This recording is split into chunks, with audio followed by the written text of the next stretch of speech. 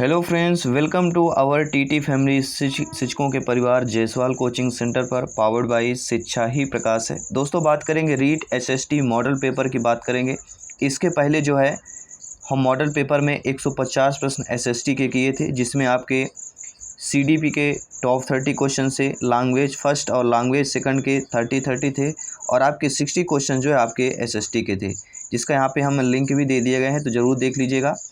और इस SST model paper में हम टोटल एसएसटी के क्वेश्चन टॉप 60 करने वाले हैं। जी हाँ साथियों, एसएसटी के आपके टॉप 60 क्वेश्चंस आपके सिलेबस के अकॉर्डिंग, आपके नए एग्जाम पैटर्न के अकॉर्डिंग संभावित प्रश्न की बात करेंगे।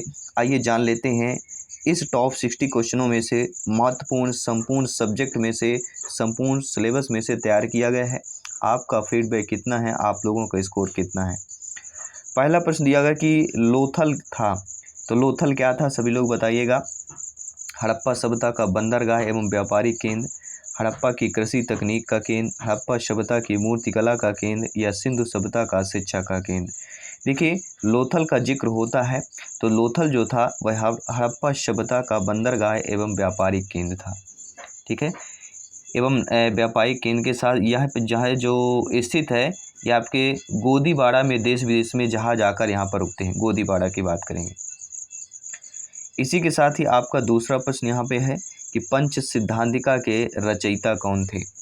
तो पंच सिद्धांतिका के रचयिता जो कहलाते हैं वह आपके वराह मिहिर कहलाते हैं। यह गणित एवं ज्योतिष से संबंधित एक ग्रंथ था। इसकी रचना किस काल में हुई अगर पूछा जाता है तो गुप्त काल में। जी हाँ, पंच सिद्धांतिका की जो रचना है गुप्त काल में की थी। रचयिता कौन है, वराह मिहिर की बात करेंगे। देखिए, पंच सिद्धांतिका भारत के प्राचीन खगोल शास्त्री ज्योतिषाचार्य वराह मिहिर का एक ग्रंथ है। महाराजा विक्रमादित्य के काल में इस ग्रंथ की रचना हुई। वराह मिहिर ने 3 महत्वपूर्ण ग्रंथ, एक बृहद जातक, बृहद संहिता और पंच सिद्धांतिका की रचना की है। तीसरा प्रश्न जो स्क्रीन पर दिया गया है कि निम्नलिखित में से कौन सा शहर जो एशिया और यूरोप दोनों महाद्वीपों में है। तो ऐसा शहर जो एशिया और यूरोप दोनों महाद्वीपों में है, वह शहर कौन सा है, वह शहर आपका है इस्तांबुल। यह साथियों तुर्की की राजधानी जो है इस्तांबुल एशिया एवं यूरोप दोनों महाद्वीपों में स्थित है। साथ ही जो आपके बर्लिन, रोम, प्राग, ये यूरोप में स्थित एक राजधानी नगर हैं।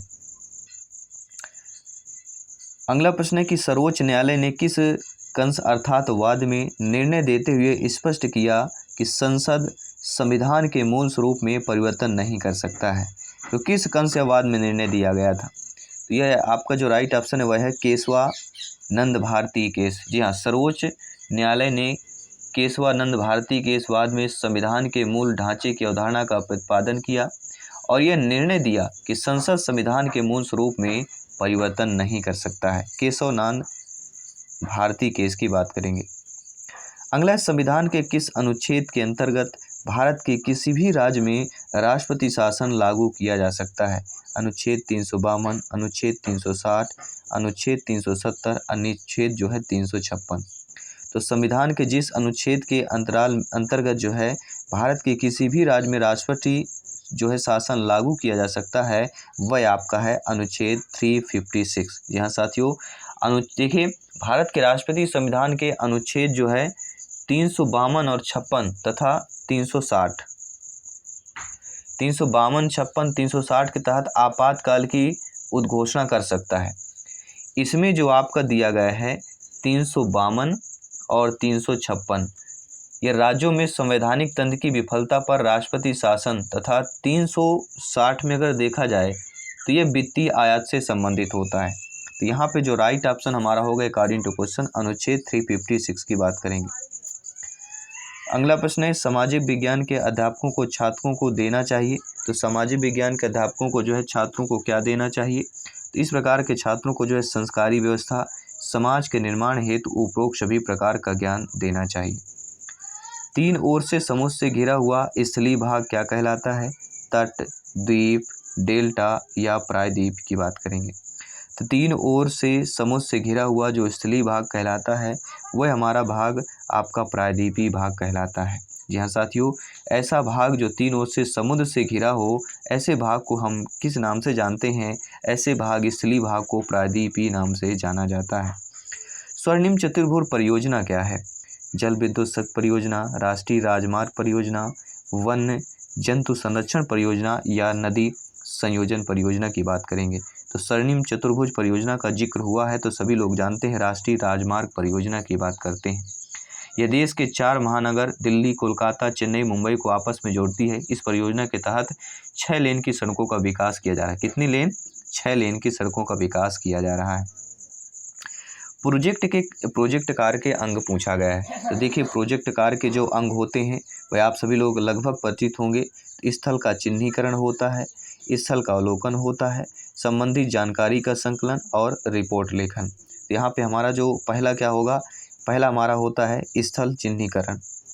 इसके बाद हमारा दूसरा होता है स्थल का अवलोकन, चिन्ह करना, फिर उस पर अवलोकन करना, फिर इसके बाद संबंधित जानकारी को इकट्ठा करना, संकलन करना, फिर इसके बाद फिर रिपोर्ट लेखन। तो ये आपके प्रोजेक्ट कार्य के अंग होते हैं। तो यहाँ पर जो हमारा तीसरा वाला दिया कि 4231 वाला हमारा सही हो जाएगा। अगला जो प्रश्न है कि वर्ष 1993 में अमेरिका के किस शहर में स्वामी विवेकानंद ने भारत के प्रतिनिधित्व के रूप में विश्व धर्म संसद में प्रेरणादायक भाषण दिया था? सभी बताइएगा। तो किस शहर की अगर बात करेंगे जो प्रेरणादायक भाषण दिया गया था आपके विवेकानंद जी के द्वारा, ये आपका ऑप्शन हो जाएगा शिकागो। सभी परिचित होंगे, हम शिकागो की बात करते हैं। वर्ष 1893 में जो है शिकागो नामक शहर में स्वामी विवेकानंद ने भारत के प्रतिनिधि के रूप में विश्व धर्म संसद में प्रेरणादायक जो है भाषण दिया था। अगला जो है समताप मंडल में ओजोन परत कार्य करती है। देखिए, समताप मंडल में जो ओजोन परत का कार्य है वह सभी लोग जानते हैं कि वह क्या होता है। बहुत ही सिंपल साधारण सा प्रश्न है कि भू तल पर आने वाली पराबैंगनी किरणों को थामना या रोकने की बात कर सकते हैं। उत्तराखंड में निम्न में से कौन सा आवासीय विद्यालय जिसमें केवल अनुसूचित जनजातियों के विद्यार्थियों हेतु प्रवेश की व्यवस्था की गई है, वह विद्यालय कौन सा है? वह आपका विद्यालय आपका एकलव्य आवासीय विद्यालय की बात करेंगे। जी हाँ साथियों, आप सभी परिचित हैं, उत्तराखंड में एकलव्य आवासीय विद्यालय में केवल अनुसूचित जनजाति अर्थात एसटी के विद्यार्थियों के प्रवेश की व्यवस्था की गई है। अगला प्रश्न है समुद्रगुप्त के बाद जो है चंद्रगुप्त द्वितीय मगध की गद्दी पर बैठा। उसने शकों को पराजित कर निम्न में से कौन सी उपाधि जो है धारण की थी? तो उसने जो है शकारी विक्रमादित्य की उपाधि धारण कर ली थी। जी हाँ साथियों, चंद्रगुप्त द्वितीय ने शकों को पराजित करने के बाद शकारी विक्रमादित्य की उपाधि धारण की और इस उपलक्ष्य में शीघ्र शैली के रजत मुद्राओं का जो है प्रचलन भी करवाया था। अगला प्रश्न, उत्तराखंड का प्रसिद्ध सूर्य मंदिर स्थित है? लाखामंडल देहरादून में, द्वाराहाट अल्मोड़ा में, खनखल हरिद्वार में या कटारमल अल्मोड़ा में? तो उत्तराखंड का जो प्रसिद्ध सूर्य का मंदिर है यह कहाँ पर स्थित है? तो आप सभी लोग जानते हैं द्वारहाट अल्मोड़ा की बात करेंगे। जी हाँ साथियों, उत्तराखंड का प्रसिद्ध सूर्य मंदिर द्वारमान अल्मोड़ा में स्थित है। इस मंदिर में स्थित सूर्य की मूर्ति जो है किस प्रकार के समभंग मुद्रा में खड़ी हुई है?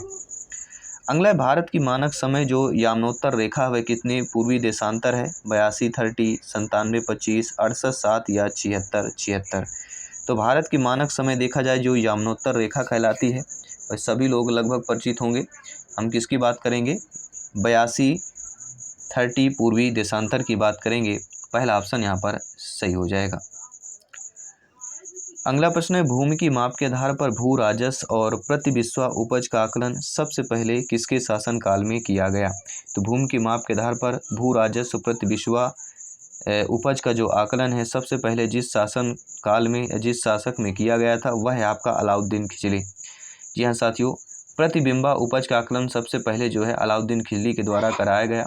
उसने मसाहत पद्धति के आधार पर ही लगान की ओर या लगान की दर तय की गई थी। किसके तहत? यहाँ पे ये भी नोट कर लेना है, ये भी जानना बहुत ज़रूरी है।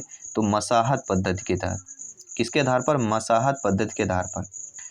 इनमें से निम्न देशों में से कौन सा जो है आसियान का सदस्य नहीं है? जी हाँ, ASEAN आसियान का सदस्य कौन सा देश नहीं है? तो इंडोनेशिया, सिंगापुर, फिलीपींस की बात करेंगे और थाईलैंड और आपका सिंगापुर, बिनोई, लाओस, वियतनाम, म्यांमार और कंबोडिया है। लेकिन आपका दक्षिण कोरिया जो है आसियान का सदस्य नहीं है। अगला है वर्तमान विश्व अर्थव्यवस्था में उभरता हुआ उद्योग कौन सा है? तो देखा जाए वर्तमान में विश्व अर्थव्यवस्था में जो उभरता हुआ उद्योग कहलाता है वह आपका और कोई नहीं, सूचना प्रौद्योगिकी उद्योग की बात करेंगे। जी हाँ साथियों, वर्तमान विश्व अर्थव्यवस्था में उभरता हुआ उद्योग सूचना प्रौद्योगिकी उद्योग है। वर्तमान सदी की सूचना संचार की सदी कहा जाता है, इसलिए इससे संबंधित उद्योगों का तीव्र गति से जो है विकास हो रहा है। अगला प्रश्न है, सामाजिक विज्ञान के अध्यापक का उद्देश्य होना चाहिए। सभी आप लोग भावी अध्यापक अध्यापिकाएं हैं, जब आप एसएसटी के टीचर बनेंगे, अध्यापक बनेंगे, तो आपका उद्देश्य क्या होना चाहिए? सामाजिक समरसता का विकास करना, सामाजिक व्यवस्था का नव निर्माण करना, सामाजिक समस्याओं का समाधान ढूंढना, या उपरोक्त सभी की बात करेंगे।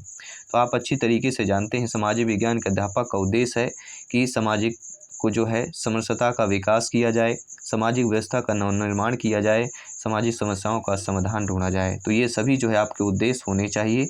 अगला प्रश्न स्क्रीन पर है, कक्षा में सामाजिक रूप से उपेक्षित बच्चे के प्रोत्साहन के लिए आप क्या कर सकते हैं? सामाजिक कुरीतियों का कटाक्ष करेंगे, अंधविश्वासों की उपेक्षा करेंगे, समाज के रीति रिवाजों का विश्लेषण करेंगे, या समाज की बुराइयों को कम करने एवं अच्छाइयों को प्रोत्साहित करने के लिए कहेंगे।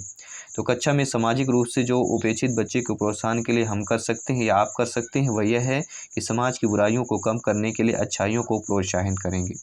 और हमेशा पॉजिटिव अगर मदद मिलती है, प्रोत्साहन करते हैं, तो कहीं ना कहीं वह हमारा सटीक ऑप्शंस और पॉजिटिव और सकारात्मक प्रश्न का उत्तर बन जाता है। खानवा का युद्ध जो है किसके बीच लड़ा गया था? तो खानवा का युद्ध है बाबर और राणा सांगा के बीच जो है लड़ा गया था। जी हाँ साथियों, खानवा का युद्ध बाबर एवं राणा सांगा के बीच कब लड़ा गया था? 1500 जो है आपके 27 ईस्वी में जो है हुआ था। इसमें राणा सांगा पराजय हुआ था। अगला प्रश्न स्क्रीन पर है कि इंपीरियल बैंक ऑफ नॉम इसके राष्ट्रीयकरण के बदल कर रख दिया गया है। तो जो देखिए पहला जो नाम था वह आपका था इंपीरियल बैंक, इसको राष्ट्रीयकरण किया गया। राष्ट्रीयकरण के बाद नाम बदला गया और वह नाम बदल कर क्या रखा गया है? भारतीय स्टेट बैंक। हाँ साथियों, इंपीरियल बैंक का 1955 ईस्वी में कब किया गया? 1955 ईस्वी में राष्ट्रीयकरण किया गया और इसका नाम फिर भारतीय स्टेट बैंक, जिसे हम शॉर्ट रूप में SBI state bank of India के नाम से जानते हैं, कब किया गया? 1955 में राष्ट्रीयकरण के बाद नाम किया गया था। राष्ट्रीय अध्यापक शिक्षा परिषद के योजना प्रपत्र में समुदाय के अनुरूप कार्य प्रणाली का विवेचन किया गया है। इसमें अध्यापक शिक्षा के सुझाव दिए गए हैं। इनमें से कौन सा सुझाव योजना पत्र में वर्णित नहीं है? तो आप सभी लोग लगभग जानते हैं कि विशिष्ट स्तुतियाँ, स्तरों के अनुसार उद्देश्य एवं पाठ्यक्रम का प्रारूप मूल्यांकन, इन तीनों को जो है योजना प्रपत्र में वर्णित है। लेकिन माध्यमिक विद्यालयों के लिए बजट तैयार करना यह आपके योजना प्रपत्र में वर्णित नहीं है। इसलिए हमारा अकॉर्डिंग टू क्वेश्चन जो है डी ऑप्शन सही हो जाएगा। इसके साथ ही हम बात करेंगे अगले प्रश्न की। जब दिन और रात की अवधि बराबर होती है तो सूर्य की किरणें सीधी पड़ती है, उत्तर ध्रुव पर, भूमध्य रेखा पर, दक्षिणी ध्रुव पर या कर्क रेखा पर पड़ती है। तो जब दिन और रात की अवधि बराबर होती है तो सूर्य की जो किरणें होती है अक्सर आप देखते हैं वह भूमध्य रेखा पर पड़ती हैं। जी हाँ साथियों, आप जानते होंगे हम बात करेंगे 21 मार्च और हम बात कर रहे हैं 23 सितंबर। ठीक है, 21 मार्च और 23 सितंबर को दिन रात की अवधि बराबर होती है और इस समय सूर्य की किरणें भूमध्य रेखा अर्थात विषुवत रेखा पर सीधी पड़ती हैं। अगला प्रश्न स्क्रीन पर दिया गया कि निम्नलिखित में से किसका प्रावधान शिक्षा का अधिकार अधिनियम में नहीं दिया गया है? तो आप सभी लगभग जानते हैं कि 6 से 14 वर्ष के सभी बच्चों को निःशुल्क अनिवार्य शिक्षा प्रदान करना, कक्षा में प्रवेश के लिए परीक्षा का इंडोनेशन प्रतिबंध की बात करेंगे, साथ ही साथ प्रारंभिक शिक्षा पूर्ण कार्य करने की स्थिति में सार्वजनिक परीक्षा लेना, ये तीनों हैं। लेकिन बच्चों को रोजगार गारंटी देना ये आपके जो है तो शिक्षा अधिकार अधिनियम में यह प्रावधान नहीं दिया गया है। तो सी वाला ऑप्शन गलत हो जाएगा और यही पूछा जा रहा है कौन सा प्रावधान नहीं है, तो ये वाला प्रावधान सी वाला ऑप्शन नहीं होगा।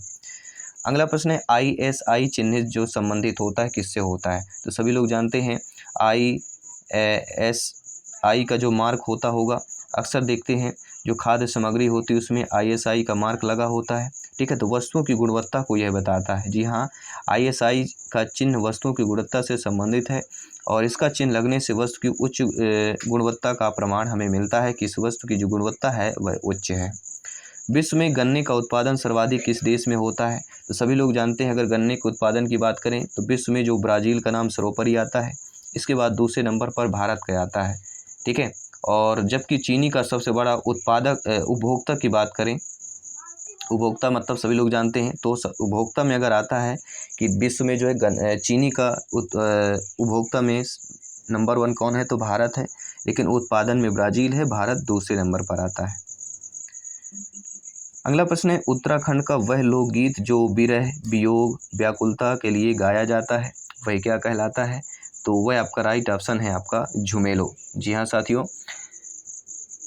गुणवाल में प्रचलित झुमेली गीत विरह, वियोग एवं व्याकुलता का प्रतीक है। इन गीतों में नारी हृदय की वेदना के साथ ही उसके रूप सौंदर्य का वर्णन भी मिलता है। तो हम बात करेंगे झुमेलो। अगला प्रश्न है, विद्यालय में शिक्षक द्वारा सक्षम वातावरण बनाने के लिए किन बातों को जो है पोषण करना चाहिए? तो विद्यालय में शिक्षक द्वारा अगर सक्षम वातावरण बनाना है तो जिन बातों को पोषण करना इम्पोर्टेंट हो जाता है वह आपका है सामाजिक विविधता के प्रति सम्मान का, बच्चे के अधिकारों और गरिमा के प्रति सजगता के भाव का, सभी धर्मों के प्रति सहिष्णुता और आदर के भाव का। अर्थात यहाँ पे उपरोक्त सभी डी ऑप्शन सही हो जाएगा। इसके साथ ही अगला प्रश्न है, सत्यबोधक समाज के संस्थापक कौन थे? लगभग सभी जानते होंगे, नहीं जानते हैं फटाफट अंदाज में कमेंट कीजिए। अपनी तैयारी को बेहतर कीजिए, सिलेक्शन 101% जो है पक्का कीजिए। जी हाँ साथियों, प्रत्येक भाई बहन गृहिणी यहाँ पे सभी कमेंट कीजिएगा। आपका एक एक फीडबैक आपके स्कोर को बेटर करता जाता है, आपकी तैयारी को और मजबूत करता जाता है। तो सत्यबोधक समाज का अगर जिक्र हुआ है और इसके संस्थापक का जिक्र हुआ है तो कहीं ना कहीं हम जानते हैं ज्योतिबा फुले की। जी हाँ साथियों, सत्यशोधक समाज की स्थापना ज्योतिबा फुले ने कब किया था? 1873 ईस्वी में जो है की थी। उन्होंने गुलामगिरी नामक पुस्तक की रचना भी की थी। तो गुलामगिरी नामक पुस्तक की रचना कौन है? ज्योतिबा फुले की बात करेंगे। अभी तक 30 क्वेश्चन कंप्लीट कर चुके हैं, 30 प्रश्न और करेंगे क्योंकि आपको सभी को पता है सिलेबस के अकॉर्डिंग आपके एसएसटी के 60 क्वेश्चंस पूछे जाते हैं। इनमें से कौन सी भारतीय कंपनी जो है बहुराष्ट्रीय कंपनी नहीं है? तो जहाँ तक हम जानते हैं कि रेनवेक्सी, टाटा मोटर्स, एशियन पेंट्स, ये तीनों जो है बहुराष्ट्रीय कंपनियां हैं। तो इनमें से कोई नहीं, डी ऑप्शन को हम यहाँ पे चूज कर लेंगे। देखिए, बहुराष्ट्रीय कंपनी वह होती हैं जो अपनी उत्पत्ति स्थान के साथ साथ अन्य देशों में भी कार्य करती हैं। टाटा मोटर्स हो गया, रेनवेक्सी हो गया, एशियन पेंट्स हो गया, ये बहुराष्ट्रीय कंपनियां आती हैं। अगला प्रश्न स्क्रीन पर है कि संसद का सदस्य ना होते हुए भी इनमें से कौन जो है संसद को कार्यवाही के प्रतिभाग कर सकता है? जी हाँ, संसद का सदस्य नहीं है फिर भी वह संसद को कार्यवाही में जो है प्रतिभाग कर सकता है, वह आपके कहलाता है महान्यायवादी। जी हाँ साथियों, भारत के महान्यायवादी को सभी न्यायालय में सुनवाई का अधिकार होता है, वह सरकार का मुख्य विधि अधिकार होता है।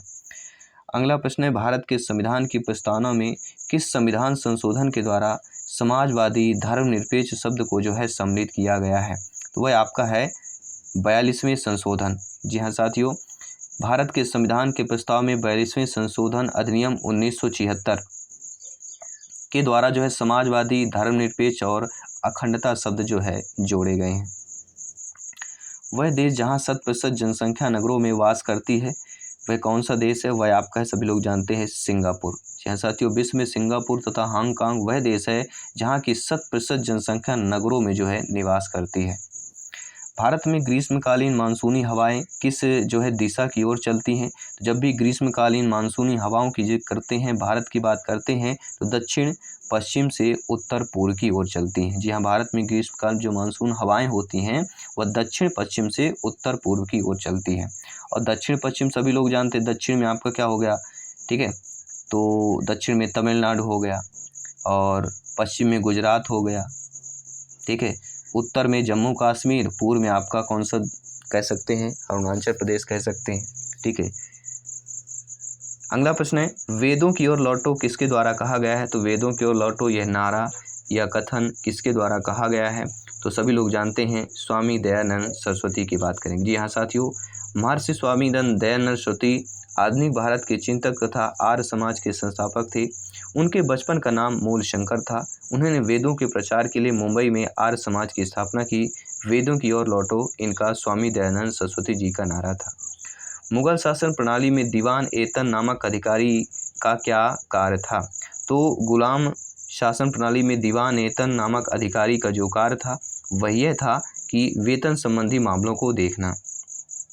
अगला है, विश्व व्यापार संगठन का मुख्यालय कहाँ स्थित है? सभी लोग जानते हैं, हम जिनेवा की बात करेंगे। जी साथियों, विश्व व्यापार संगठन WTO की स्थापना जो है कब की गई थी? 1995 ईस्वी में किया गया। इसका मुख्यालय जिनेवा में स्थित है और वर्तमान में अभी सदस्य की पूछा जाए तो 157 सदस्य देश में जो है शामिल है। अगला, प्रथम वित्त आयोग ने आयकर के शुद्ध आगमन पर कितने प्रतिशत संघ द्वारा जो है राज्यों को दिए जाने की स्तुति की है, तो वह आपका है दोस्तों 55%। जी हाँ साथियों, प्रथम वित्त आयोग का गठन 1951 ईस्वी में जो है केसी नियोगी के अध्यक्षता में किया गया था। इस आयोग ने आयकर के युद्ध आगम को जो है 55% संघ द्वारा राज्यों के दिए जाने की सुनिश्चित की थी। अगला है इल्तुतमिश किस वंश का शासक था, तो इल्तुतमिश जो है सभी लोग जानते हैं गुलाम वंश का शासक था। वह कुतुबुद्दीन ऐबक का गुलाम था। उसने शमसी वंश की स्थापना की और इसका जो शासनकाल था 1210 से लेकर 1236 ईस्वी तक रहा। आइए बात करते हैं अगले प्रश्न की। अगला प्रश्न है सत्यमेव जयते लिया गया है, तो सत्यमेव जयते किससे लिया गया है, तो मुंडक उपनिषद से लिया गया है। जी हाँ, सत्यमेव जयते जो है हमारा राष्ट्रीय एक वाक्य है और इसे कहाँ से लिया गया, मुंडक उपनिषद से जो है लिया गया है। अगला, जब भारत में शाम के 8:30 बज रहे होते हैं, जी हाँ, जब भारत में शाम के 8:30 बज रहे होते हैं तो इंग्लैंड में मानक समय कितना होगा, सभी बताइएगा। तो इंग्लैंड में मानक समय कितना हो जाएगा, 3 बज जाएगा। कितना होगा साथियों, 3 बज जाएगा। तो मानक समय सभी लोग देख लीजिएगा, मानक समय से प्रश्न जरूर आता है, ठीक है। नैनीताल झील को जो है स्कंद पुराण इनमें से किस नाम से जाना जाता है, सभी बताइएगा। तो राइट ऑप्शन यहाँ पे हम किसकी बात करेंगे, ठीक है, त्रिऋषि सरोवर की बात करेंगे। नैनीताल झील के स्कंद पुराण में त्रिऋषि सरोवर के रूप में जो है वर्णन किया गया है। इसे अत्रि पुलस एवं पुलाहा ऋषियों की झील भी कहा जाता है। आइए बात करेंगे अगले प्रश्न की, जो आप लोगों की स्क्रीन पर दिया गया है। अगला प्रश्न स्क्रीन पर है कि कौन सा विकल्प जो है आदर्श पाठ योजना की विशेषता को प्रदर्शित करता है। देखिए, उदाहरणों का प्रयोग करना, भाषा की सरलता, व्यक्तिगत पथ प्रदर्शन, ये तीनों जो ऑप्शंस है, ये तीनों विकल्प आदर्श पाठ योजना की विशेषता को प्रदर्शित कर रहे हैं, इसलिए उपरोक्त सभी वाला ऑप्शन हमारा सही हो जाएगा। देखिए, डूरंड कप जो होता है किस खेल से संबंधित है, खेल से एक प्रश्न जरूर आएगा, किसी भी, ठीक है, स्पोर्ट का प्रश्न आ सकता है। स्पोर्ट जीके के क्वेश्चन को जरूर अटेंड कीजिएगा, ठीक है। तो डूरंड कप किस खेल से संबंधित है, तो डूरंड कप जो होता है ये आपके फुटबॉल से संबंधित होता है, आपका सभी लोग जानते हैं। आवेदक सूचना का अधिकार अधिनियम 2005 में किस धारा के अंतर्गत जो है वांछित सूचना प्राप्त कर सकता है, तो आवेदक सूचना अधिकार अधिनियम 2005 में जो है आपके जो है धारा 6(1) के अंतर्गत सूचना जो है प्राप्त कर सकता है। अगला, भारत में उपभोक्ता संरक्षण अधिनियम पारित हुआ 1966 में, 76 में, 86 में या 96 में हुआ। देखिए, जब भी भारत में उपभोक्ता संरक्षण अधिनियम की बात की जाती है एक ही नाम आता है, 1986। जी हाँ साथियों, भारत में उपभोक्ता संरक्षण अधिनियम 1986 में जो है पारित किया गया था। अगला प्रश्न है सामाजिक विज्ञान विषय की विषय वस्तु के शिक्षण में बालक की अवधारणात्मक समझ विकसित किया जाए तो बालक में कौन सा परिवर्तन जो है परिलक्षित नहीं होगा। देखिए, अगर बात करें तो सामाजिक मुद्दों पर स्वतंत्र रूप से सोचने का विकास परिलक्षित होगा, सामाजिक मुद्दों की आलोचनात्मक समीक्षा करने की क्षमता का विकास पर होगा, लेकिन रटने की क्षमता का विकास परिलक्षित नहीं होगा, बल्कि नैतिक क्षमता का होगा। तो रटना सभी लोग जानते हैं कि निगेटिव माना जाता है, निगेटिव पक्ष माना जाता है, निगेटिव ऑप्शंस, ठीक है, नकारात्मक की बात करते हैं। तो ये चीज़ें हमें समझना बहुत ही जरूरी, कौन से शब्द कौन से, ठीक है, शब्द सकारात्मक है, पॉजिटिव है, निगेटिव है, नकारात्मक है, इनको समझना बहुत ज़रूरी है। भारत में ब्रह्मपुत्र नाम से पुकारी जाने वाली नदी चीन में किस नाम से जानी जाती है, तो भारत में जिस नदी को ब्रह्मपुत्र के नाम से जानते हैं, चीन में जो है उसी नदी को सांगपो नदी के नाम से जाना जाता है। सरदार सरोवर बांध किस नदी पर बना हुआ है, कावेरी, महानदी, कृष्णा, नर्मदा, सभी बताइएगा। देखिए, जब भी सरदार सरोवर की बात करते हैं, भारत का दूसरे में सबसे बड़ा आपका बांध कहलाता है और सरदार सरोवर बांध नर्मदा नदी पर स्थित है। और इसकी परियोजना में जो है कौन कौन से राज्य आते हैं, तो मध्य प्रदेश आता है आपका, ठीक है, मध्य प्रदेश के बाद महाराष्ट्र आता है। इसके बाद इस परियोजना की बात करें तो राजस्थान, गुजरात, ये राज्य आपके इस परियोजना की बात करेंगे।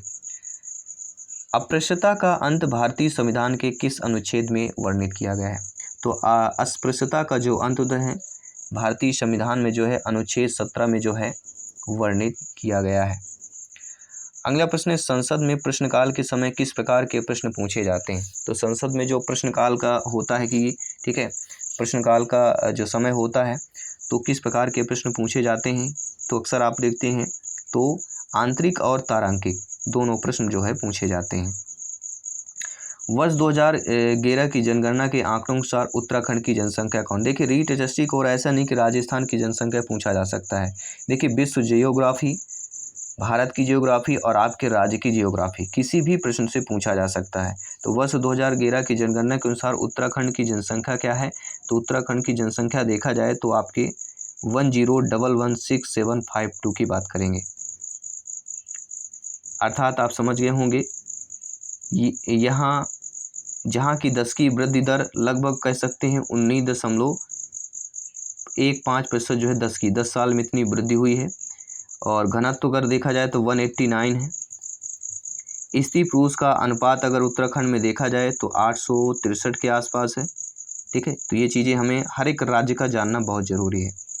निम्न में से कोंकणी जो है किस प्रदेश की मुख्य भाषा है, तो अगर कोंकणी का जिक्र हुआ है तो आप सभी लोग जानते हैं गोवा राज्य की मुख्य भाषा कहलाती है।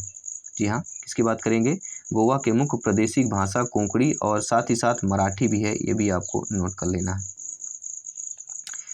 भीखाभाई सागवाड़ा नहर से लाभान्वित जिला कौन कौन सा है, तो जो आपका यहाँ पे भीखाभाई सागवाड़ा जो नहर है तो लाभान्वित राज्य आपको बताना है, वह राज्य आपका डूंगरपुर है। ये नहर परियोजना की अगर बात करें आपके 1984 एंड 85 में बांसवाड़ा डूंगरपुर क्षेत्र में अकाल की स्थिति में उत्पन्न होने पर मुख्यमंत्री श्री हरिदेव जोशी द्वारा प्रारंभ की गई थी। इस नहर में डूंगरपुर व सांगवाड़ा में सिंचाई सुविधा उपलब्ध होती है, तो डूंगरपुर की बात करेंगे। अरावली पर्वत श्रृंखला की कुल लंबाई 692 किलोमीटर है। इसमें से राजस्थान में कितना विस्तार है, 490, 550, 599 या 602 किलोमीटर। देखिए अरावली पर्वत श्रृंखला की कुल लंबाई आपकी 692 किलोमीटर है, लेकिन राजस्थान का इलाका जितने किलोमीटर आता है थोड़ी ज़्यादा आता है, और ये जो आपका है 550 किलोमीटर, इनमें केवल राजस्थान का इलाका आता है।